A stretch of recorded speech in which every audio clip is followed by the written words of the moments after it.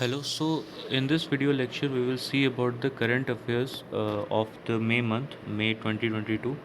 इस current affairs में हम लोग देखेंगे मर्सी पिटीशन के बारे में, हम लोग रिमीशन के बारे में देखेंगे, हम लोग आर्टिकल 161 के बारे में देखेंगे और हम लोग आर्टिकल 142 पे थोड़ी सी चर्चा करेंगे। तो अभी हाल फिलहाल में इन करंट अफेयर्स का कंटेक्स्ट ये है कि राजीव गांधी जो असैसिनेशन केस हुआ था उसमें सुप्रीम कोर्ट ने कन्विक्ट्स को एक पर्टिकुलर कन्विक्ट को 30 सालों के बाद सज़ा काटने के बाद उन्हें रिलीज़ कर दिया है। जब उस कन्विक्ट को रिलीज़ किया गया तो ये आर्गूमेंट ये चल रहा था, सेंटर के द्वारा ये आर्गूमेंट दे दिया जा रहा था कि जो मर्सी पिटीशन है जो पेंडिंग है गवर्नर के पास और गवर्नर ने उसे प्रेसिडेंट के रिकन्सिडरेशन के लिए भेज दिया है, तो गवर्नर की जो पार्डनिंग पावर है आर्टिकल 161 के अंदर वो पार्डनिंग पावर एक्सटेंड नहीं होती है for the section 302 of the IPC, यानी जो डेथ पेनल्टी होती है, यानी जो मर्डर केसेस होते हैं उसमें गवर्नर की पार्डनिंग पावर एक्सटेंड नहीं करती है। तो इस पे सुप्रीम कोर्ट ने बयान दिया कि नहीं भाई साहब, उन्होंने सेंटर के आर्गूमेंट को नकार दिया और एपेक्स कोर्ट ने ये कहा कि नहीं, गवर्नर की जो पार्डनिंग पावर है वो सेक्शन 302 के केसेस में भी एक्सटेंड करती है। अगर ऐसा नहीं होगा तो इसके बाद एक ऐसा प्रेसिडेंट बन जाएगा कि गवर्नर की जो पार्डनिंग पावर है, जहां अभी तक गवर्नर ने जितना भी अपना पार्डनिंग पावर का इस्तेमाल किया है सेक्शन 302 के संदर्भ में, वो सब डेड लेटर बन जाएंगे और पिछले 70 सालों में जितनी भी पार्डनिंग हुई है इस संदर्भ में वो डेड लेटर्स बन जाएंगे। तो ये सुप्रीम कोर्ट की मानना थी। इसमें एक दो और कॉन्स्टिट्यूशनल इश्यूज़ हैं, टेक्निकल इश्यूज़ हैं जिसमें हम आगे चर्चा करेंगे। लेकिन आगे चर्चा करने से पहले हम एक चीज़ देख लेते हैं कि आखिर ये मर्सी पिटीशन होती क्या है, आखिर ये मर्सी पिटीशन का डेफिनेशन क्या है और आर्टिकल 74 और आर्टिकल 163 गाइडेड कैसे होती है। तो मर्सी पिटीशन क्या है कि once a convict gets its final conviction from the Supreme Court of India, that its appeal that its conviction was its appeal against the conviction is rejected by the Supreme Court of India, and its punishment is held as it is by the Supreme Court of India, then the convict had one more option left in his judicial arsenal to request to the governor and to request to the president for the mercy, and that petition is called the mercy petition. अब यहाँ पे एक चीज़ आती है कि article 74 और article 163 क्या है। तो मर्सी पिटीशन जब भी कोई कन्विक्ट गवर्नर या प्रेसिडेंट को देता है तो उस संदर्भ में जो aid and advice of the council of minister होगी वो फॉलो किया जाएगा गवर्नर या प्रेसिडेंट के द्वारा जब वो अपना इस पार्डनिंग पावर का एक्सरसाइज करेंगे। They can not act on their own discretion. Okay, तो discretion is limited only to the extent of the aid and advice of the council of minister, and this has been given by the article 74 and article 163 of the constitution. अब यहाँ पे एक चीज़ और important देखने के लिए है कि जो clemency power of the governor या प्रेसिडेंट है ये ड्यूरिंग द ट्रायल भी इस्तेमाल किया जा सकता है, बिफोर द ट्रायल भी इस्तेमाल किया जा सकता है और आफ्टर द ट्रायल भी इस्तेमाल किया जा सकता है। अब इसी संदर्भ में हम लोग एक चीज़ जो देखेंगे कि वो है आपकी डेथ पेनल्टी, कि डेथ पेनल्टी की कॉन्स्टिट्यूशनल वैलिडिटी क्या है। तो सुप्रीम कोर्ट ऑफ इंडिया ने Jagmohan versus state of Uttar Pradesh 1973 का ये केस है और Bachan Singh versus state of Punjab, इन दो केसेस में सुप्रीम कोर्ट ने ये बोला है कि जो डेथ पेनल्टी है, जो डेथ पेनल्टी सज़ा है, वो सज़ा जो है वो कॉन्स्टिट्यूशनली वैलिड है। तो सुप्रीम कोर्ट ने बच्चन सिंह केस जो कि 1980 का केस था और जगमोहन केस जो कि Jagmohan versus state of Uttar प्रदेश जो केस था, उस केस में सुप्रीम कोर्ट ने डेथ पेनल्टी की कॉन्स्टिट्यूशनल वैलिडिटी को अपहेल्ड किया है। अब यहाँ पे एक चीज़ आती है कि आर्टिकल 21 की यहाँ पे एक बात आती है। अब आर्टिकल 21 तो आपको देता है कि freedom of life and liberty, लेकिन आर्टिकल 21 का जब हम लीगल इंटरप्रिटेशन करेंगे, जब हम उसको लीगली कंस्ट्रूड करेंगे, तो आर्टिकल 21 जो है वो लीगली कंस्ट्रूड होती है इस सेंस में कि if there is a procedure, अगर कोई प्रोसीजर है जो कि फेयर है, जस्ट है और रिजनेबल है, तो स्टेट को ये राइट है कि वो लॉ बनाकर किसी भी इंसान का, किसी भी व्यक्ति का लाइफ एंड लिबर्टी को डिप्राइव कर सकती है। लेकिन कंडीशनैलिटी क्या है इसमें, कि वो जो प्रोसीजर होगा जिसके तहत ये लाइफ एंड लिबर्टी डिप्राइव होगी, वो प्रोसीजर जो होना चाहिए वो जस्ट होना चाहिए, फेयर होना चाहिए एंड रिजनेबल होना चाहिए। यहाँ पे एक और क्या बात आती है कि सुप्रीम कोर्ट ने डेथ पेनल्टी में एक और ये बात कही थी, जब सुप्रीम कोर्ट ने constitutional validity of death penalty को इस्टेब्लिश किया था, उस वक्त सुप्रीम कोर्ट ने एक बात ये भी कही थी कि ये जो कैपिटल पनिशमेंट है, अगर ये लॉ में प्रोवाइडेड है एंड द प्रोसीजर जो है उसका वो फेयर है, जस्ट है, रिजनेबल है, तो डेथ सेंटेंस जो हो सकता है वो rarest of the rare case में अकॉर्ड किया जा सकता है। एक बात यहाँ पे ध्यान देने लायक है कि जो डेथ सेंटेंस है, जो डेथ पेनल्टी है, वो रेयरेस्ट ऑफ रेयर केसेस में दी जाती है, इन जनरल केसेस में ये नहीं दी जाती है। अब आप पूछ सकते हैं कि क्लेमेंसी पावर जो है उसका लॉजिक क्या है, ये क्लेमेंसी पावर दिया क्यों गया। तो सुप्रीम कोर्ट ने केदारनाथ सिंह केस में ये बात कही थी कि there always remains the possibility of fallibility of human judgement. ये जो फैलेबिलिटी ऑफ ह्यूमन जजमेंट है कि ह्यूमन जजमेंट इनफैलिएबल नहीं है, यानी ह्यूमन जजमेंट भी कभी कभी गलती कर सकता है। तो इस फैक्ट को कंसीडर करते हुए, ये रियलिटी ऑफ लाइफ को, ये रियलिटी ऑफ ह्यूमन ब्रेन को, ये रियलिटी ऑफ ह्यूमन नेचर को कंसीडर करते हुए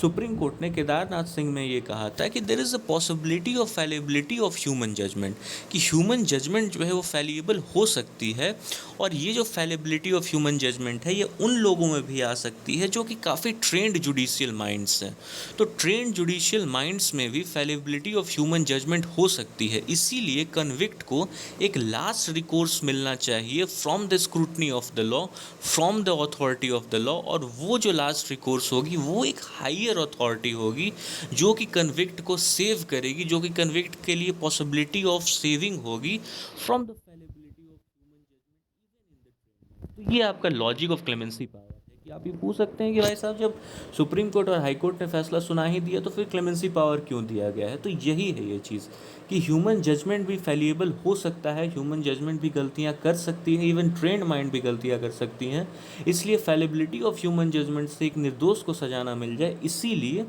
ये पार्डनिंग और क्लेमेंसी पावर की इस्टेब्लिशमेंट की गई है। अब आप यहाँ पे एक सवाल पूछेंगे कि जुडिशियल रिव्यू जो है वो basic structure of our constitution है, तो ये जो क्लेमेंसी पावर है इसमें जुडिशियल रिव्यू का क्या प्रावधान है। क्या गवर्नर और प्रेसिडेंट अगर कोई डिसीजन लेते हैं अंडर देयर पार्डनिंग पावर, तो क्या वो जो डिसीजन होगा, क्या वो decision comes under the ambit of judicial review? Then answer is yes, that decision of the president to pardon anyone do come under the judicial review. Sudhakar versus state of Andhra Pradesh में Supreme court ने ये कहा था कि अगर कोई भी order है, अगर कोई भी ऑर्डर आर्बिट्रेरियस से या कोई भी ऑर्डर जो एक्सट्रेनियस या इरेलीवेंट कंसिडरेशन पे पास किया गया है, क्लेमेंसी ऑर्डर की मैं बात कर रहा हूँ, या कोई भी जो ऑर्डर है जो मालाफाइड ऑर्डर पास किया गया है या विदाउट एप्लीकेशन ऑफ ब्रेन पास किया गया है, या कोई भी ऑर्डर ऐसा, क्लेमेंसी ऑर्डर ऐसा पास किया गया है जो कि मैनिफेस्ट मिस्टेक या फ्रॉड के बेसिस पे हासिल किया गया है या फैक्ट छुपा के हासिल किया गया है, वो सारे orders comes under the scrutiny of judicial review. So the pardoning power of the governor and the president under article 72 and under article 161 respectively do come under the scrutiny of judicial review according to the Supreme Court in the Sudhakar versus State of Andhra Pradesh. अब यहाँ पे एक चीज़ हम लोग देखेंगे कि क्या pardoning power of the president and the governor under article 72 and under article 161 respectively is discretionary power. क्या ये पावर डिस्क्रिशनरी है गवर्नर या प्रेसिडेंट का? तो सुप्रीम कोर्ट ने मारूराम वर्सेस यूनियन ऑफ इंडिया में ये बात कही थी कि ये जो पावर जो है, ये पावर डिस्क्रिशनरी पावर नहीं है इस संदर्भ में, इस कंटेक्स्ट में, कि गवर्नर और प्रेसिडेंट जो है यहाँ पे इंडिपेंडेंट एक्शन नहीं ले सकते हैं. They have to act on the aid and advice of the council of minister. और सेम बात यही आर्टिकल 74 और आर्टिकल 163 भी दोहराती है कि aid and advice of the council of minister to be followed while exercising power of clemency under article 72 and under article 161. तो एक चीज़ यहाँ पे है कि ये जो पार्डनिंग पावर जो है वो जुडिशियल रिव्यू के स्क्रूटनी में भी आती है. दूसरी बात ये भी आती है कि ये जो पार्डनिंग पावर जो है वो डिस्क्रिशनरी पावर नहीं है प्रेसिडेंट और गवर्नर का. Rather the governor and the president has to act on the aid and advice of the council of minister. अब देखिए यहाँ पे एक चीज़ ये आती है कि सीआरपीसी में एक क्लॉज है आपका, और वो क्लॉज है आपका 433। अब 433 स्टेट गवर्नमेंट को एम्पावर करती है किसी भी कन्विक्ट को पार्डन करने के लिए। लेकिन यहाँ पे एक थोड़ा सा कैविएट है। वो कैविएट क्या है कि ये जो power of the state government है रिमिशन का, कमीशन का, किसी भी ऑफेंस को, वो पावर जो है, उस पावर में एक रिस्ट्रिक्शन है। पहली रिस्ट्रिक्शन ये है कि वो पावर इस्तेमाल करने से पहले स्टेट गवर्नमेंट को यूनियन गवर्नमेंट से पूछना पड़ेगा, तब जब वो केस जो है सीबीआई द्वारा इन्वेस्टिगेट किया हो, या वो कोई सेंट्रल एजेंसी द्वारा इन्वेस्टिगेट किया हो, या जो कन्विक्ट इन्वॉल्व है वो सेंट्रल गवर्नमेंट का एम्प्लॉय हो। तो ये जो स्टेट गवर्नमेंट की पावर है to pardon under criminal procedure act के सेक्शन 433 के मुताबिक, वो जो पावर ऑफ रिमिशन है that has two caveat, and one of the restriction that has been imposed on the state government is that if the union government is involved in any way, either by investigating agency or either in case of the culprit, then the state government has to take the consideration and has to take the advice of the union government in this matter। और दूसरा restriction क्या है state government पे लगाया गया है कि अगर कोई भी ऐसा जुर्म हुआ है, अगर कोई भी ऐसा ऑफेंस हुआ है जिस ऑफेंस की इंडियन पीनल कोड में सज़ा डेथ पेनल्टी है, और उसको डेथ पेनल्टी न देकर लाइफ इम्प्रिजमेंट दिया गया है, या कोई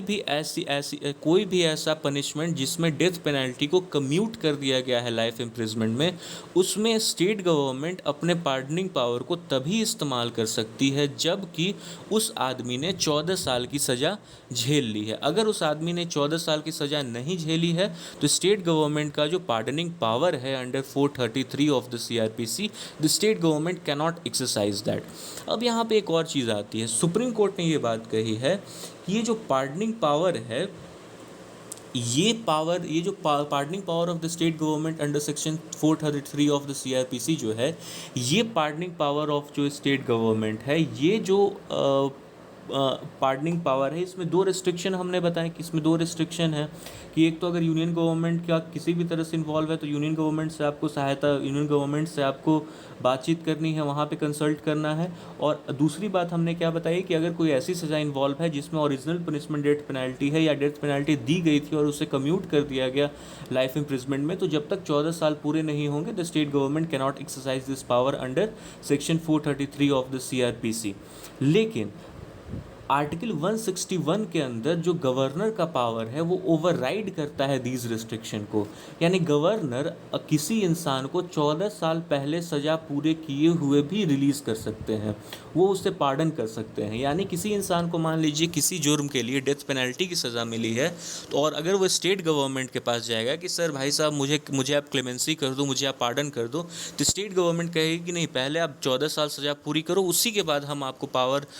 बाद हमारे पावर है आपको रिलीज़ करने की। लेकिन अगर वो इंसान गवर्नर के पास जाएगा तो गवर्नर उसको क्या बोलेगा कि नहीं, मेरे पास कॉन्स्टिट्यूशनल राइट है अंडर आर्टिकल 161 कि मैं आपको बिना 14 साल पूरा किए हुए भी रिलीज़ कर सकता हूं। I am not bound by the restriction of the section 433A of the CrPC. तो ये जो दो चीज़ें हैं ये काफ़ी इंपॉर्टेंट है। अब सुप्रीम कोर्ट ने जब राजीव गांधी असैसिनेशन केस के कन्विक्ट को जब रिलीज़ किया है तो उसमें 3-4 बातें सुप्रीम कोर्ट ने कही हैं। सबसे पहला, सुप्रीम कोर्ट ने सेंटर के उस आर्गुमेंट को डिसमिस कर दिया है कि गवर्नर के पास पावर नहीं है पार्डन करने की जब ऑफेंस सेक्शन 302 के अंदर कमिट किया गया हो। तो सुप्रीम कोर्ट ने इस सेंटर के आर्गुमेंट को खारिज कर दिया है। सुप्रीम कोर्ट ने यहाँ पे एक और बात क्या बोली है कि आर्टिकल 161 जो है वो जुडिशियल रिव्यू उसका किया जा सकता है। तीसरी बात सुप्रीम कोर्ट ने क्या बोली है कि यूनियन का प्रेसिडेंस होगा स्टेट पे तब ही जब ऐसी प्रेसिडेंट मेंशन की गई है ईदर इन द कॉन्स्टिट्यूशन और by the law made by the parliament. यानी union decision will take president over the state decision only when this precedent has been mentioned directly in the Constitution of India or has been explicitly established by the law made by the Parliament। Otherwise the state के जो decision होंगे वो intact रहेंगे। तो कहने का मतलब क्या है कि सेंटर का कोई भी डिसीजन तभी प्रेसिडेंट लेगा स्टेट के किसी भी डिसीजन पे on those matter where both have a power to make laws, उस टाइम पे तभी वो प्रेसिडेंट लेगा जब ऐसा एक्सप्लिसिटली मेंशन किया गया है आपका आपके कॉन्स्टिट्यूशन में, या ऐसा किसी लॉ कोई लॉ बना के ये चीज़ मेंशन कर दिया गया है। तो ये पॉइंट इन द फेडरलिज्म भी है। चौथी बात सुप्रीम कोर्ट ने क्या कही है कि governor sending state government recommendation on remission to the president is not a constitutional provision, कि गवर्नर की ये विम्स और फैंसी पे है कि वो भेज भी सकते हैं, नहीं भी भेज सकते हैं, ऐसा कोई कॉन्स्टिट्यूशनल प्रोविज़न नहीं है। तो इस टॉपिक पे जो रिलेटेड कॉन्स्टिट्यूशनल और जो लीगल बातें थी वो यही निकल के आती हैं। और ये टॉपिक काफ़ी इंपॉर्टेंट है क्योंकि इस टॉपिक में क्लेमेंसी की भी बात है, पार्डनिंग पावर की भी बात है, 161 की भी बात है, सीआरपीसी की भी बात है,